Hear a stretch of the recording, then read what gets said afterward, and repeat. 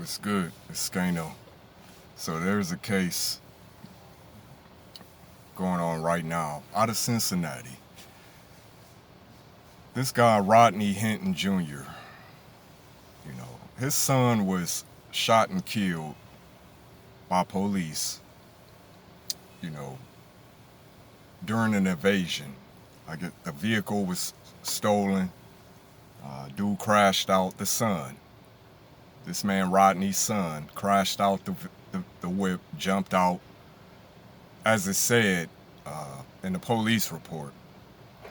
He had a hammer and he's running away and police shoot him. They say, which they always say this, that he aimed the gun. No shots were fired from his gun. But you know how these things go. So he was shot and killed by 12. The father, Rodney Hinton, it didn't sit well with him. He felt, his son was murdered. His son was killed unjustly during the course of this, this interaction. So he takes it upon himself to, not the actual cop who committed the shooting, but an off-duty deputy sheriff or something who was crosswalking, running a crosswalk at the time. And dude, his father of the young black man that was shot, he ran this dude over, mowed him down with the vehicle, killing him in retaliation for his son being shot and killed by cops. The cop.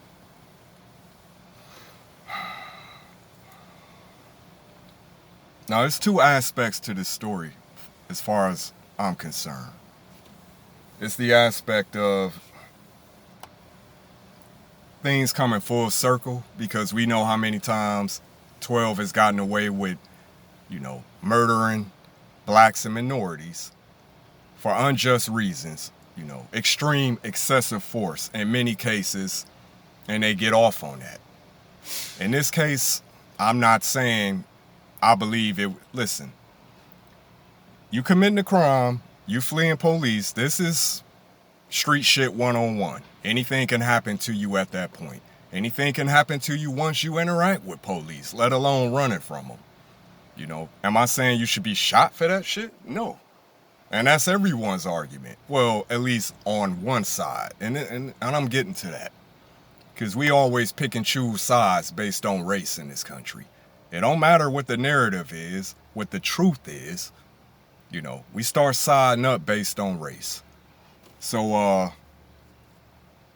essentially, black folks have the stance that this was an unjust killing, basically murder.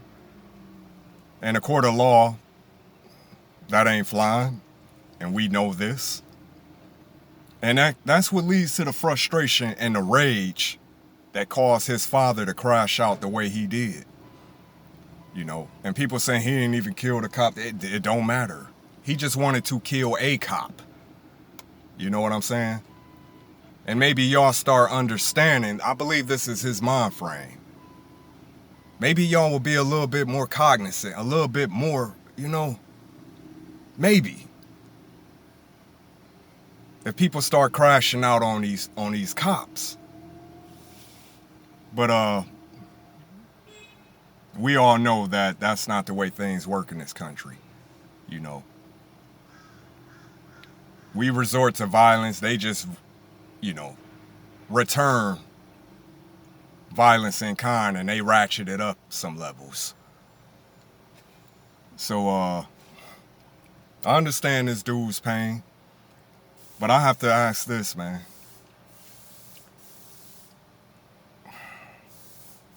As a father, did you do everything you could do to ensure that your son was, living a certain lifestyle, that he can be productive out here? And I'm not blaming the father for the son's criminal activity or woo-woo. Your son was out here fucking up, man. And he got caught up. You want to blame someone. You dig? And I get, you know, because I know if something like that happened to one of my kids, and I'm saying unjustly. In this case, it's a hard pill to swallow, man. Your son out here committing a crime, and he got his life taken. Was it unjust? So you see what I'm saying? There got to be some accountability here. We can't just, you know, it has to be some accountability on both sides. On both sides. We can't just pick and choose narratives based on race. Where is the truth? The genuine truth? That shit always get lost in the sauce. You know, because in this country, like I said, it always come down to race. But black folks are tired, man, of the tyranny of law enforcement. And in the same breath, it's a lot of black folks that's tired of a certain demographic of the black community that's out here raising hell, putting all these negative stereotypes, perpetuating the negative stereotypes, you know, that help feed into these racist narratives. Let's be real though, if black folks was on their best behavior every second of the day, there would still be, you know, people out here that justify hating on black folks just because of race. This could have been the greatest country ever created in the history of mankind. It could have been. But that won't happen. It's too much division based on racism. That's why. That's why this country is falling apart too. It ain't economic, it ain't none of that shit. It's the division between races. Flat out. That's all. It's them, it's us. What is this? So how the hell can America ever be great again? What the hell does that even mean anyway? And I'm tired of you MAGA members too. Now y'all bitching and moaning about Trump, talking about impeach him. Y'all voted him in here.